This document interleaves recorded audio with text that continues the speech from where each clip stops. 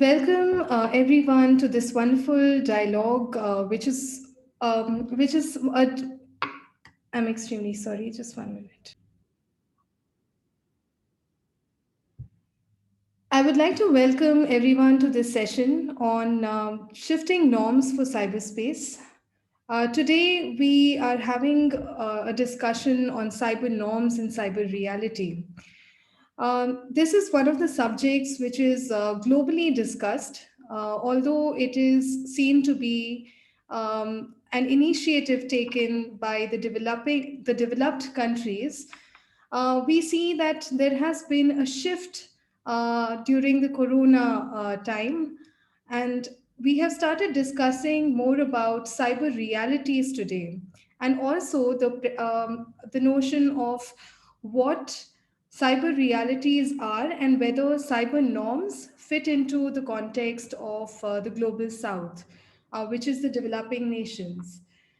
Today, we are going to be discussing about various attributes in terms of economic, social, and also human casualties in this particular area. We have with us distinguished speakers from Europe and from India. We have with us Dr. Agnes Casper. Dr. Agnes Casper is a senior lecturer of technology law at the Tallinn Institute of Technology. We also have with us today Miss Devsena Mishra. Miss Devsena Mishra is an entrepreneur. She is the founder of A to Z startup. She is also involved in the defense industry, and she writes a lot for the Israel-India relations, even for the Times of Israel. We also have with us joining Miss Christine Muir. Miss Christine Muir is a lawyer, and she's working as a researcher in this area of privacy and digital inclusion in Africa, especially the Sub-Sahara region. I would like to welcome all of you to the session. So the session goes like this. There is about 5 to 10 minutes given to each speaker to make an opening statement, followed by questions in this particular area. We would like to start with Dr. Agnes. Ma'am, thank you.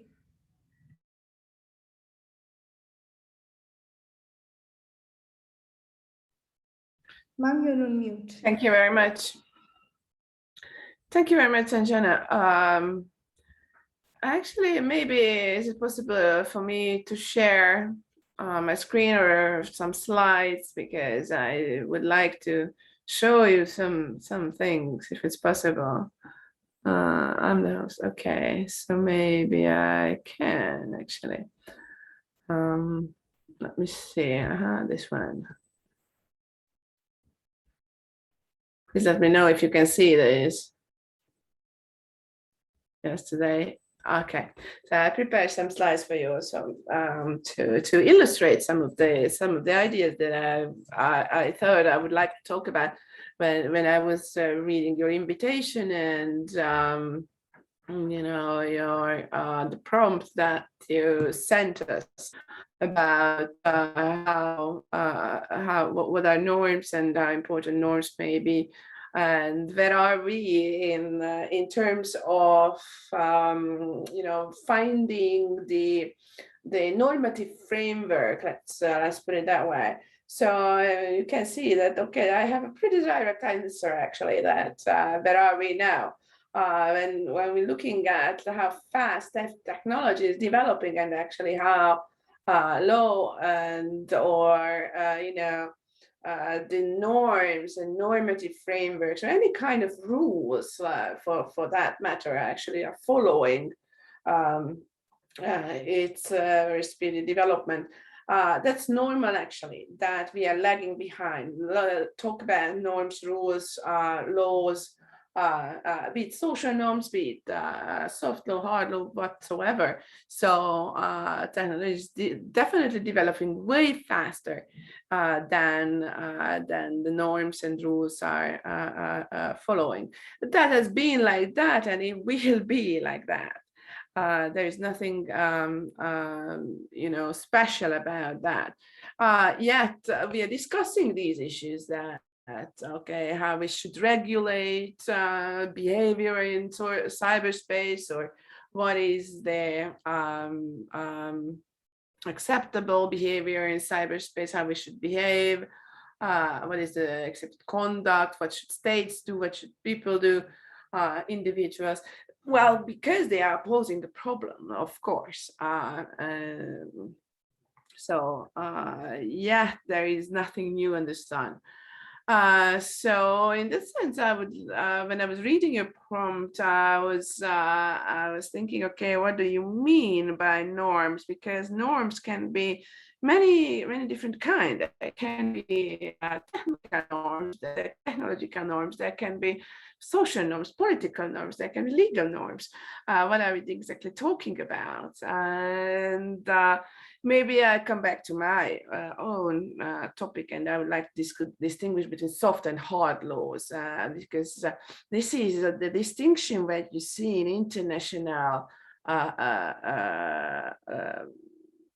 relations, or at the international regulatory framework, that states, when they started to talk about cybersecurity and law and cybersecurity at all, cybersecurity policy, they started to frame the discussion in terms of not laws and rules. They started to use the word and term like norms, and everybody was like, okay, what do you mean? I mean, exactly, there are so many different kind of norms. And then parallel, they were talking about laws also, so norms and laws. Well, there is a reason for that, because it's I consider it that when they are talking about norms, they are talking about this kind of soft law instruments, so the kind of that expresses, the political will of the states, or so a little bit sometimes wishful thinking or suggestions and recommendations. But they have been around. These type of instruments and these kind of norms have been around, like in resolutions of General Assembly of the UN, for example. They're expressing flexibility. They are built in. They can be initial step in treaty making, or very important, they can be a compromise between the sovereign will and the need to govern relations, or interpretations of hard rules. The open-ended working group in the UN that is discussing and that has discussed these issues in cybersecurity, you see, they told that, okay, let's see what are the norms, and they made a statement that they do not replace or alter states' obligations or rights and in the international law, which are binding, but they are additional guidance. So then very similar verdict was used by the group of governmental experts in the UN report this year, saying the same thing pretty much, that, okay, they are norms and existing international law live alongside each other, and they have been there. But the thing is that why to do that, and why this flexibility is used, and why not straight away talk about international laws and binding obligations?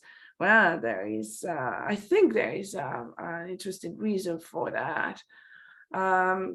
When, so to say, the developing nations are talking about what is the legal regime or normative regime, regulatory regime that is governing cyberspace in international law, for example.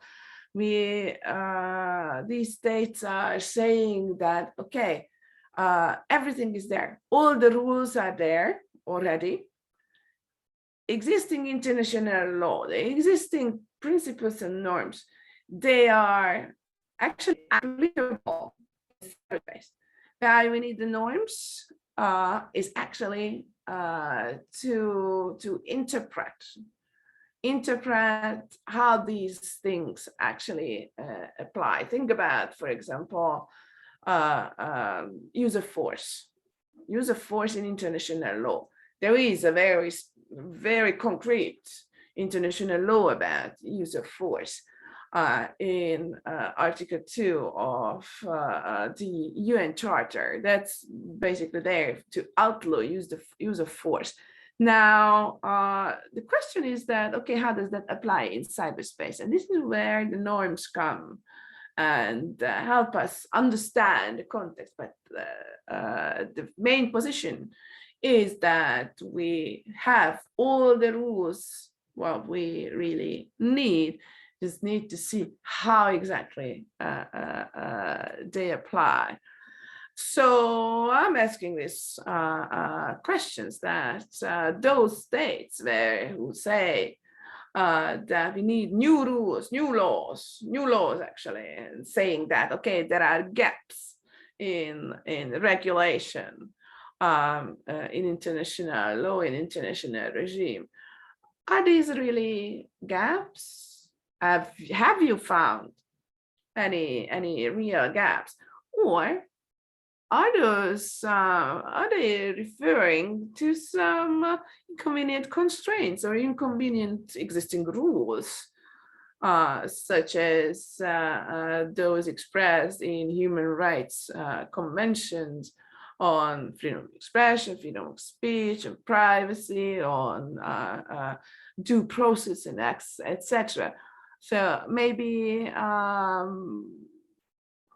these real gaps there, or are these so to say inconvenient constraints for a certain local political regime who may want to come up with new rules to fit its own purposes?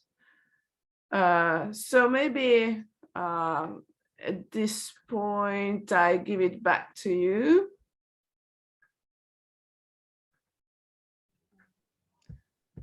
Thank you, ma'am. This was really interesting, and we will be coming up with questions just to understand this more clearly. I would like to now go to Devsena, ma'am. If you could make your opening statement.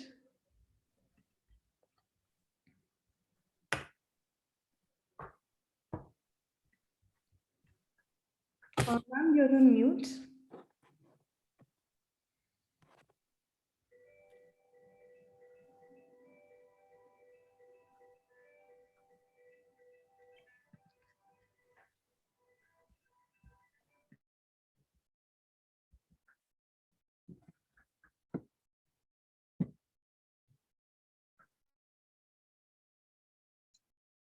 Am I audible now?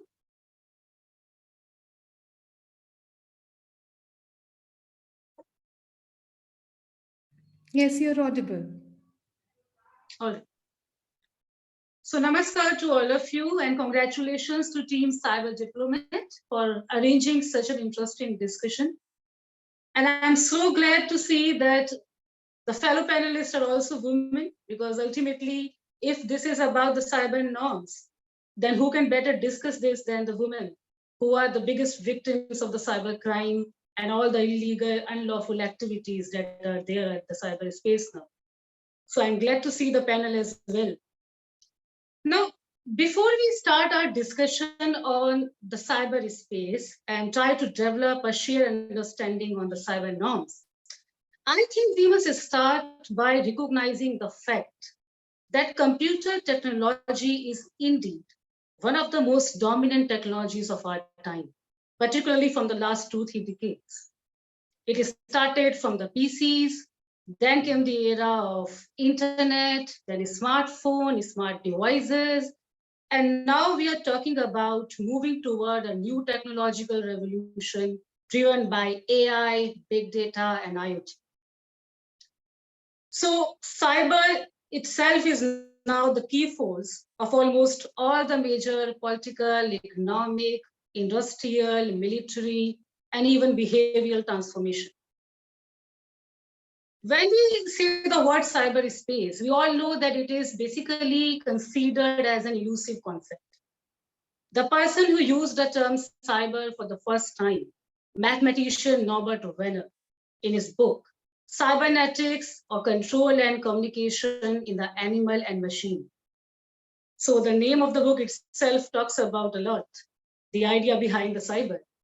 But then his thesis was that a society can only be understood to study the messages that they share with each other. The messages which a particular group, a society, or the nation exchange. By studying those messages, we can study a society and can understand a society's nature and approach. And we can see that now cyber tech is increasingly becoming a part of a deliberate toolkit to now not just understand the society, but to pursue and harness the political, economic, and diplomatic interest. So I think more than the shift in the cyberspace, this is the shift in the nature and the approach, and I would say the purpose of the digital technology, from the problem solver to problem creator, to problem accelerator, to toolkit distributor. That is what is our mutual concern. And this year, 2021, is particularly interesting in that particular case. We have seen a lot of happening since the beginning of this year. And now this growing ability of the cyber and digital technology to not just influence the economic and social aspect, but the overall psychology of the human being. That is also a matter of concern for all of us. But at the same time, for a country like Bharat, which is the largest, growing, fastest economy, our case is a bit different because we are also the biggest beneficiary of the digital technologies as well. And it would not be an exaggeration if I would say that in our reform, perform, and transform trajectory, digital technologies have played a significant part. Today, there are 1.3 billion unique IDs, 1 billion plus we have mobile subscriber, 800 million internet users, approx 500 million Jan-Dhan accounts, and this whole digital connected infrastructure that we have, which is, I believe, is the biggest in the world, that is somehow our strength in delivering our governance and development initiatives, particularly for reaching to the last mile. And it has helped in our pandemic management as well. It has helped us to push back the pandemic successfully. This info has helped us a lot in terms of even the vaccine management, the vaccine delivery, the contract tracing, through Arogya Setu app, through COVID platform that we have developed during this particular time. So we are the biggest beneficiary of the digital technologies, but at the same time, we are also aware of the fact that digital technologies also exposes us to uncharted territories of challenges. So while we are excited about leveraging the opportunities, at the same time, we are cautious about the challenges that this space has to offer. Now, if I talk about the Cybernorms, so we all know that the Cybernorms, regulation, and all these things, discussing, having a debate on all these things is not new. It's going on since a long time. As the fellow panelists perfectly shared, the UN has well-defined frameworks for this, the GGE, the OEG, the Open-Ended Working Group, OEWZ. There are expert sessions on the cyber norms. There are now industry-focused groups on cyber norms. Now there are multi-stakeholder cyber norms groups as well. So this is a fairly debated, fairly discussed, and long debated issue. And in 2018, we saw the Paris call. In 2019, we saw the Christchurch call. In 2020, we saw the Tech for Good call. In 2021, we will see something else. So this will continue. And what I can sense is that this talk about the cyber norms itself is becoming a trend. And more people are talking about this. Even each and every company that operates in the cyberspace, now they talks about tech for good, the cyber norms and all that things. So that also gives us some sense that when there's a saying that when you are discussing something too much, that also shows that the less work is going on. Too much talks are also a signal of less work. So that is something there, which I believe.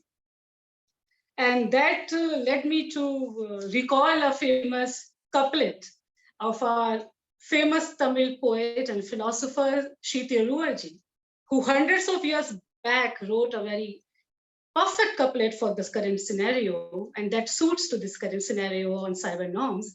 And I'll translate that couplet for you.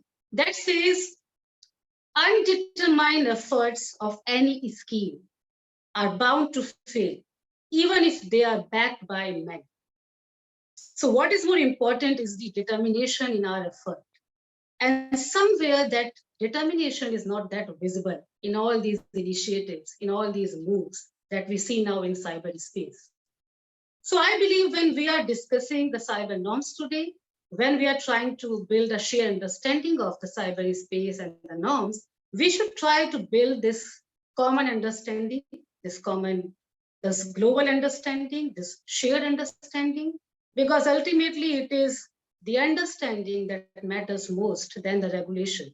Regulation we can build in our own national boundaries, but the understanding should be global in nature. So I believe this dialogue is going to play a good role in that direction. And with that, I conclude the statement. Thank you, ma'am. That was really good in terms of presenting the entire overview of what's happening today, and action is what is required. With this, I would like to come to Ms. Catherine. Ms. Catherine, please make your opening statement. Thank you. Thank you. So it's been really interesting listening to the panelists that have come before me, and when they talk about when they talk about the evolution of technology and how we are dependent on it. Of course, I come to this discussion with an African perspective, having worked on digital rights and digital policy within the African space and focusing on East African countries as well. So what I've seen obviously is a push, and over the years is just how we have used technology within our own cultures for development. So to push for financial inclusion, which was something that you could see even during the pandemic, because of course we had paperless contact and we had all these things, and because we have, like for example in Kenya we have financial services like M-Pesa, it was easier for us to transition to digital financial services. And so what our central bank is focusing on now is the transition to digital payments and having a digital payment infrastructure. But then obviously with all these things and a push for even what the African continent is now prioritizing, and they had an event recently where they unveiled their intention to have an interoperable digital ID framework for Africa. So then this means that Africa is at this position where Africa is required to have trustworthy digital infrastructure and trustworthy digital cyberspace. I could say this. So we're increasingly moving and supporting digitizing our governments, digitizing our services, digitizing our data, digitizing also how we interact with government. Because for example, in my country, it's a lot of the things that you could do as government services, you can do them online. So in terms of using and accessing government services online, for example, to apply for passports, to apply for clearance certificates, to register companies. But then this constant digitization then requires an environment that is secure, that is trustworthy. But some of the things that we're seeing is large maybe government institutions having websites that already have cybersecurity issues. So for example, I'm a lawyer, I rely on the judiciary website a lot. Sometimes when I try to access the judiciary website, I don't actually access the judiciary website. It's always under some attack from something, and it's always redirecting me to some different advertisement. And I'm always wondering why they cannot just fix it. It's very simple. Like, please, can somebody tell the judiciary to fix their website? So yes, we appreciate the ease and convenience that comes with a digital infrastructure, which comes with moving towards a digitally connected world. But there are also certain things that we need cybersecurity infrastructure of whether we actually prioritize understanding what that means for our countries, for our businesses, and for our economies. Because already coming from this market, I can tell you it's already heavily regulated, with things from tax compliance to everything and every type of nature of compliance. So much as this is necessary, it might not be really well appreciated if the importance, and as Ms. Mishra said, if the importance of it and the determination to make sure that the importance of it is understood. So yes, we are having this international move, but then we're also having an African move, and we really need to seriously integrate our African readiness for the things that we're doing. And so I think that's the perspective that I come with to this discussion, just wanting to see what are the best practices that we can have or learn, and what are the things we're getting right and getting wrong, even as we try to come up with the norms that we should. Sir, this is my opening remark. Thank you so much. Thank you so much, Ms. Muir. I'll just now I go on to the question and answer session. So I would like to start with Ms. Muir. If you just spoke about the unregulated landscape, and you have worked on the ground in this area on bringing digital payments to communities. How do you think can norms be imposed in an unregulated landscape?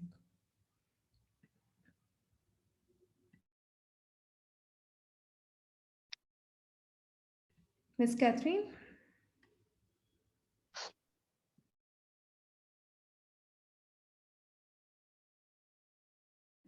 Okay, I think the network is not clear. I'll go to the next question. The next question, Dr. Casper, I would like to come to you. What do you think are the metrics today? Like you just spoke in your opening statement about laws and about norms and how they go together. So, what are the metrics that we require in order to conceptualize this entire thing in terms of, what countries can do to conceptualize it in terms of conceptualizing cyber law? Okay, thank you very much. Thank you very much for the interesting discussions by the fellow panelists. It was very interesting to listen to your positions, your openings and opinions. So I think we share quite many ideas in common here. So, but come back quickly to the actual question: what are the metrics? There are a lot. There are a lot when talking when I'm experiencing. When I have been experiencing the development and use and reliance on technology in Estonia, I moved to Estonia like 20 years ago. But already 20 years ago, I got my first digital signature and ID card that what it comes with.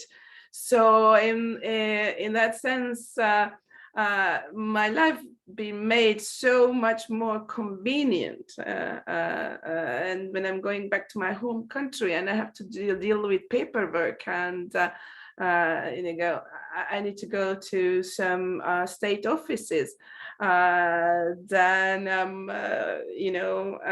I'm already getting nervous that why I can't do all of that in online. I'm very much used to this convenience. It comes at a price, definitely. Since 2001, I think, this is when Estonia started to issue the ID cards with the capability of this current digital signature. And since then, I don't have to go to these offices. I have entire court cases that I'm dealing online, basically. Not a single time I have to go to the actual court or chancellery. Or I don't even remember what was the last time I've been to the tax board and tax authorities, or for that matter, any authority. In Estonia, there are basically two things that you can't do online. And it's not because there is no capability, but this is a political decision. Basically, you can't get married and you can't divorce online. Everything else, basically, everything else goes online. When my kids were born, I was also wondering that, okay, what happens? How do they get into the system, and I don't have to do anything. And it turns out that actually just a few seconds after the kids are born, the doctor is actually entering them into the system. So they are automatically getting by birth, like a few seconds after birth, they have social security, they have medical care, they are taken care of, basically. So it's fantastic convenience. We have seen the downsides of this reliance on information and communication technologies. In 2007, I was here when Estonian systems, and basically Estonia as such, was under cyber attacks. So it was later, after the fact, basically, it was called like a cyber war and all that. Really, you know what it was? It was maybe nonsense, but in real life, it was not. I did not feel it. We had more concerns because there were violence in the streets. So we were not thinking about why I don't see the political parties' websites or why somebody drew a nice mustache for the prime minister, something like that. Some news sites were down, so you know what? I didn't really care when there was riots on the streets, which was more kind of a concern, is that some of the banking services were not working.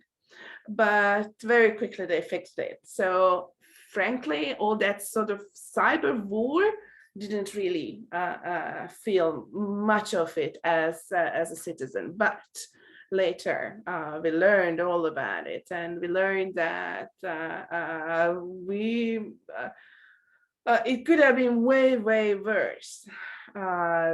What it demonstrated at that time, how dependent we really are on information and communication technologies and the cyberspace and all these e-governance services and all that, because the private sector services are also attached to that, and how bad things could possibly go. And this is when not only in Estonia, but also in Europe, more concern started to arise about cybersecurity. So it became not only like, this technical issue, because this is where it started from originally in the European Union. It was more like the telecommunication sector, one paragraph or two paragraphs here and there, that, okay, you have to be secure in your systems, etc. And also in the data protection directive back in the 1990s, this is where they stated that, okay, processing of personal data should be in a secure manner, okay. But this is when the political element was added.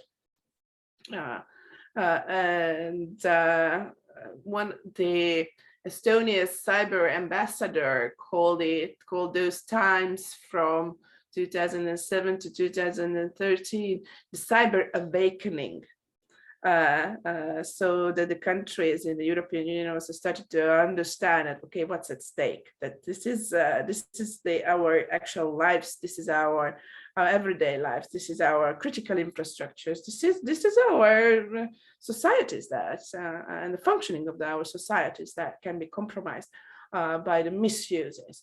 So the metrics you are referring to, this is a way more complex thing. Now, the EU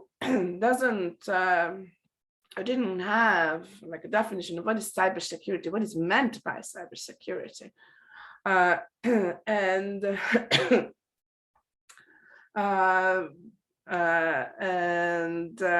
it's only recently that they have some targeted definitions what we mean by that. But they are still quite vague in that sense, because eventually their understanding is referring to harms that harms to all persons who are using information and communications technologies, and referring to the harms that can be connected or arise from that. So there are many measures that now European Union is also using, the different tools to address this problem. There are technological measures, there are regulatory measures, and now there are financial instruments also that you can see that addressing the same problem. So it's a very complex thing. This is when they say that, okay, the cyber is everywhere. Cyber is everywhere, also in the law, in the strategies, in our lives as well. So coming up with the simple metrics, that's not going to be possible. But let's say that it's a horizontal thing. It's everywhere, and there's a little bit, at least, in each legal area, in each policy, that you can connect it with everywhere. And the responses need to be also at those levels. So back to you. Thank you. Thank you so much. With this, I would like to come to Ms. Devsena. Ma'am, this is something in context of India and also the developing countries. Sometimes our economic realities and just getting work done, it gets so overpowered that we forget that ultimately there's a human being also who are working in this. So how do we set up a human-centric approach of looking at technology and also adopting technology? So I think you raised a valid point, because I also observed that too much discussion on cyber and cyberspace often ignores this basic reality that there are some human minds behind the cyber. It is not something which is running organically. There are some human minds, there are some philosophies, there are some approach, and there are some mindsets as well that works behind the cyber. So if you ask me, what can be the human-centric approach in the cyber regulation? First of all, I would say that prefixing the cyber regulation with this word, this human centric, is interesting in itself. Because after all, cyber regulation should be human centric. We need not to prefix it with this word, extra word. Cyber is actually for what? And I would say if you are going to design a cyber regulation, this should be the first starting point of any discussion, that ultimately the cyber and the technology is for what? We often say that technology is for success. The goal of technology and all the technological innovation that we see around is for success. That is the ultimate goal with which any company start a technological innovation. But then that success is for whom? That should be the right question to start a discussion on cyber regulation and the cyber norm. And our case is a bit unique in that sense because in India, we put human at the center of all our effort. That is very much an integral part of our approach and our, I would say, age old philosophy. So, if I give you an example from the case of the India, this year in February 2021, our government has launched or published certain digital media guidelines and ethics code. And if you would see the nature of those guidelines and codes, you would find that they are all about the end user, the human. They are about regulating the OTT and media platforms, not from the interest and point of the political system, but from the interest and the point of the end user, the human being. They are about setting up a grievance redressal system. They are about setting up a nodal officer for addressing the complaints of the user. They are about setting the mechanism, and they have mandated the social media intermediaries. Basically, first we divided the social media intermediaries into two categories: the journal intermediaries and the influencer, who are those who are influencing the social media space, the spatial social media intermediaries, you would say. And who are those who are having more than 5 million plus users? They are the special case of intermediaries. So if you are having 5 million plus users on your platform, then it is your responsibility, it is your accountability to have those mechanisms where the end users complain regarding any sort of abusement, any sort of violation of privacy, any sort of unlawful activity should get redressed within a given time frame. So that is what our digital media ethics code are all about. We have mandated these companies to now set up the full-framed grievance redressal system. We have mandated them to set up the nodal officer, and there's nothing about the political in this whole codes and ethics guidelines that we have issued. So the question comes that how we would be able to have these kind of guidelines and codes in our country, particularly with this special case when we are the largest consumer of internet products in the world. How our government could have this political will to have these guidelines? And I think that somewhere lies in our approach, and I would call that the Bharati approach to look at the things. We look at the things from an integrated viewpoint. We are not used to of looking at the things with by dividing that particular context into different parts. It is very much inherent in our approach that we see the things, even the human being, as an integrated whole. So when we talk about the human being, we talk about the body, the mind, the intelligence, the soul, the complete integrated being. And when we talk about the individual, we again don't see, we go one step further. We see the human being first as an integrated whole, and there are particular requirements for his body, for his mind, as well as for his intelligence and for his soul, which is very critical in this internet era. But then we go one step further. Our definition of individual is not limited to the singular I. When we talk about the individual, we talk about the plural we. So we consider that every individual is responsible for the society as well. And then we go one step further. We say that every individual not just represent his own self and the society, he or she represents the nation itself. And then we don't even stop there. We say that you just don't represent yourself, your society, your nation, you represent the entire mankind. So from there, this responsibility, the sense of responsibility comes when we see the things with an integrated viewpoint. And that is what I believe is particularly unique about our approach. So that gives a, I would say, a template to other parts of the world to look at the things with an integrated viewpoint.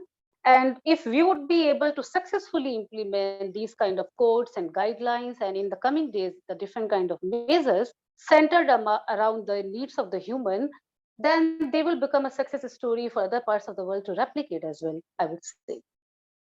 So that is what I'll have to say about the human-centric aspects of regulation. And I would say this is something which is happening in our country from the last 7+ years.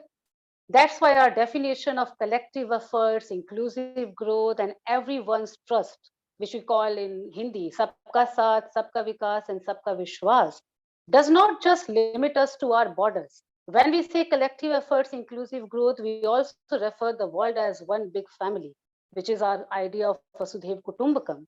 So it is from this mindset, this kind of approach, I believe, the idea about having a human-centric revolution in the cyberspace and in the cyber world and for dealing with its challenges can originate. And this is something that can be a good starting point for others who are either have implemented something and not successful or are about to start something in this direction. Thank you so much, ma'am. I would now come to Miss Miwa.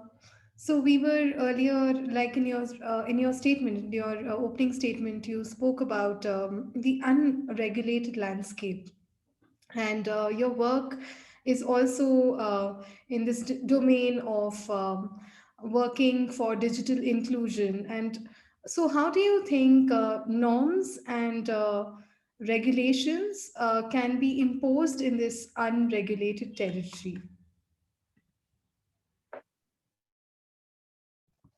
So I know that it's unregulated in terms of, so I work primarily across 14 countries in Eastern Africa.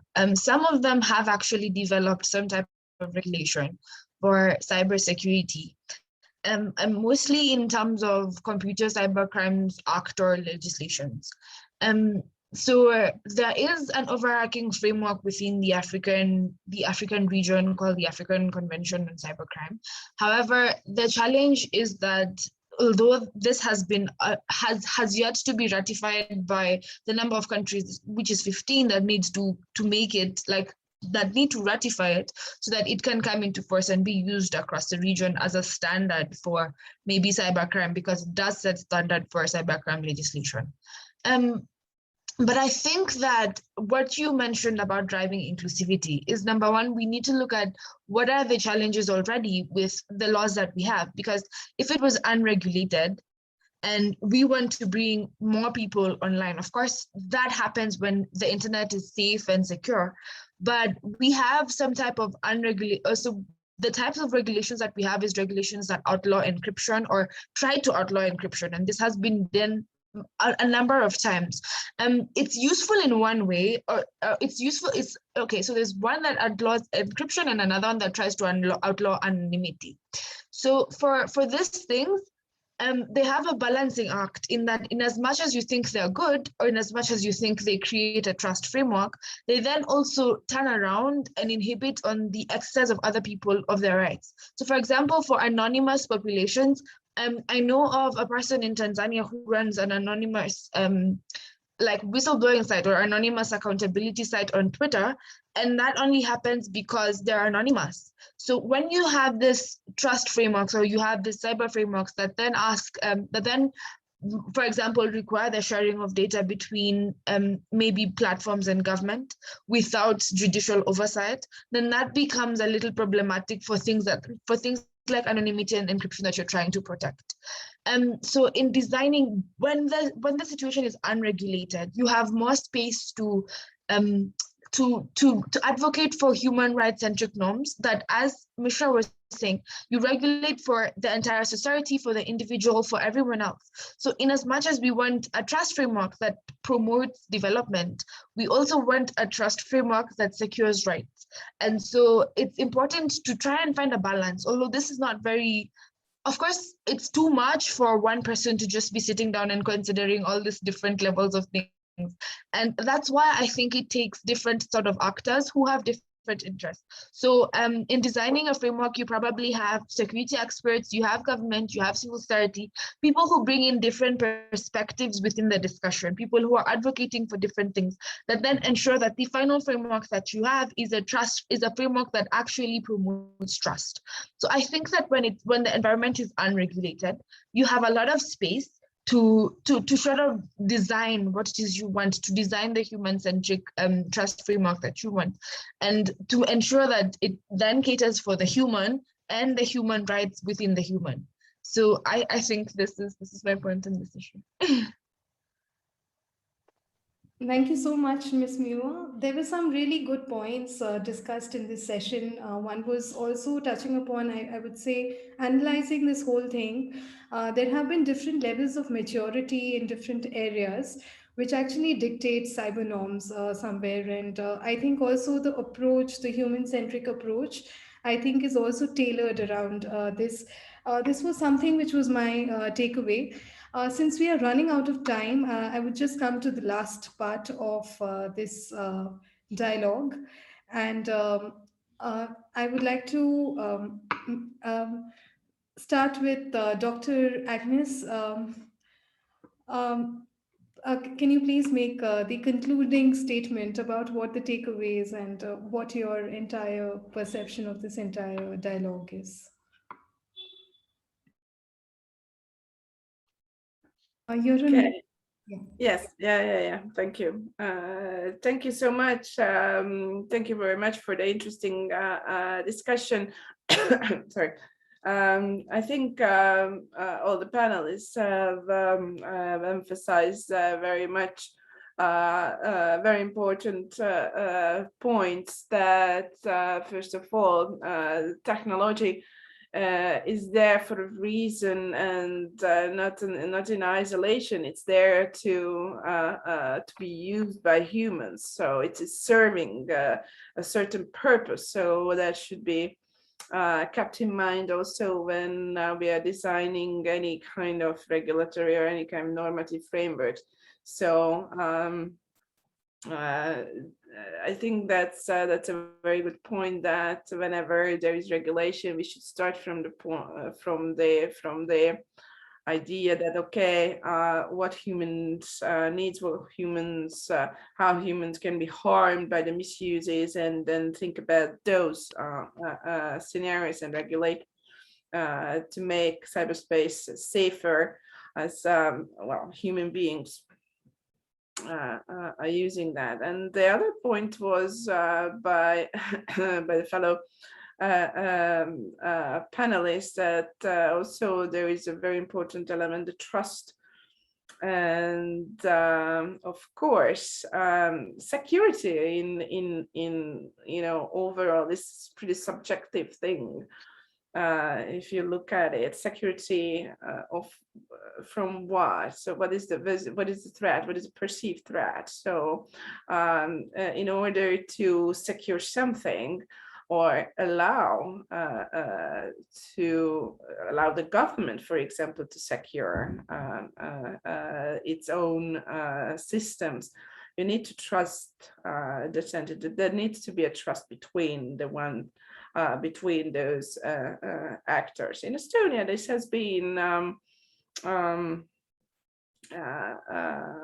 quite interesting issue. It's maybe Estonians do trust their government, but in a way this is mutual, because the government also trusts the people and gives them the power to actually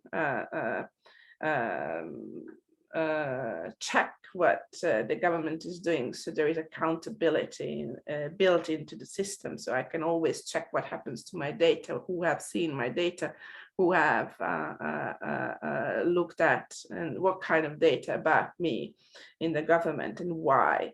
So yes, there is trust, but trust is mutual. So with that, I think this is also an important point. So thank you very much for this invitation, and it was a pleasure to meet the fellow panelists and have this discussion. Thank you. Thank you, Dr. Agnes. Ms. Mishra, I would like to come to you if you could just make your final statements. First of all, I would thank you for having this wonderful dialogue. And I would say that all the fellow panelists have raised some very valid points.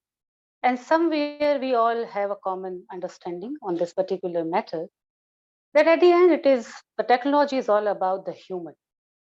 And this human centricity should be an integral part of any cyber regulation, whether it's at the national level, at the bilateral level, at the multilateral level, or at the multi-stakeholder approach that the fellow panelists perfectly said in her closing statement. Now, I would say this thing that as a user of the technology, we need to understand this thing that shaping the narratives, promoting the pornography, facilitating the illegal trades, helping to develop the protest models. These were not the ideas with which the technologies made the ways into our life. But now, since the character of the technology is changing, the nature of these tools are now changing, it is also somewhere our responsibility, our accountability to take some measure rather than having this endless dialogue on having a common understanding and having the global norms. So what we can do as an end user, see, ultimately why we are discussing the cyberspace regulation, because somewhere we all feel that our dependency on the tech platforms have exaggerated to an abnormal level. And this corona pandemic has pushed to a different level. Now we all are now just dependent on the platforms. We are over engaged on all these platforms. And there's a difference between a dependency and an over engagement. I mean, it is not necessary to shop all the day, to listen music all the day, to see video throughout the day. But somewhere, knowingly, unknowingly, intentionally, unintentionally, we all are doing this. So that is a sort of over engagement. And I would say that is a kind of addiction as well, because these platforms have inbuilt those addiction elements in their algorithm. And they say it very openly. They say that we hire the psychologist, we hire more than the technician, the people who are expert in the psychology, and then they design the algorithms to make them more addictive to all of us. So when something has been now exaggerated to this level, so what is the source of that? Somewhere our over dependency and our over engagement, not just a normal engagement, our over engagement. If we are using the platforms for the normal routine operation, that's fine. But if we are 24/7 engaged on the platforms, that is a sign of over engagement. So how we can end this over engagement? We need to just steal the firewood from under the pot. What is the source of this tech dominance, this cyberspace problem? Our over engagement on the platform. So if we could lessen that engagement, if we could disengage from ourselves for certain amount of time in a day from these platforms, and if we could teach our kids to do the same, I think that would be the start of a healthy use of the cyberspace. And then maybe the norms, having the norms, not having the norms would not be a much of a matter. When the society will self-regulate them, will self-learn a certain discipline to use a particular element, a particular instrument, that can help to an extent as well. So I think then we can move toward the less engagement and disengagement if required. Don't spend too much time on the platform if it is not necessary. So that would be my ending point. And I think this particular dialogue has definitely created particular synergy among all of us. And we look forward to having more dialogues in the future on the similar aspect. Thank you, ma'am. Ms. Mua? Well, first, it's been interesting to listen to both panelists. I think that they've provided different perspectives. So my takeaway is, because she mentioned that I talked about trust, and when she said you can see what you can see who's viewed your data, you can see a lot of things. It just it gives you the benefit of, okay, so this is what it looks like when you have a complete mutual trust arrangement between your government and the citizen. And I think then that trickles down to what Mishra said in terms of when you are acting as a trustworthy person or a trustworthy user, then you're ensuring that you're using the technologies that you have in the right way. Because I think that one of the challenges that we have and that are forcing very bad regulations is that, for example, we're not using the technologies in the right way. We're using them to harm others. We're using them to harass others online. We're using them to post intimate photos of other people online.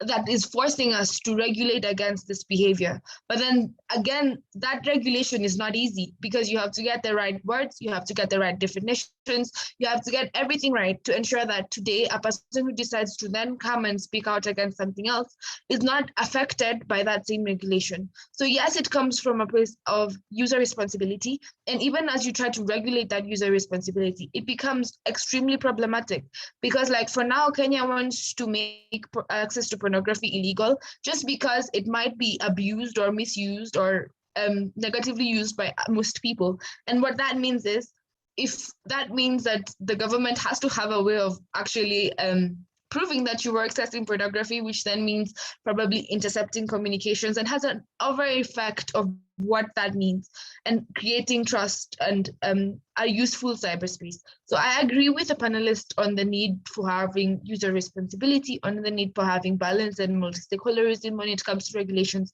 on the need for accommodating different perspectives, but also on the need for capacity building, because I think that, for example, in Kenya, we have an incident response team, a cybersecurity incident response team that does an amazing job trying to create awareness. But that awareness really doesn't leave the followers of whoever follows them, which is basically civil society. So then they really need to reach the people who need the information, who are not us, but actual Kenyan citizens who need it. So I think there's potential for collaboration from every stakeholder, and we should look to doing that. Thank you so much, Ms. Miwa. These were very important points. The takeaway, I would say there were many takeaways, but one of it is that cyber norms cannot be formed without a human understanding of the human beings and human psychology. So with this, I would like to, first of all, I would like to thank all the panelists. Thank you so much for being there and for agreeing for this particular dialogue. It was great having you here. And I look forward to working with you in the coming future. Thank you. Thank you.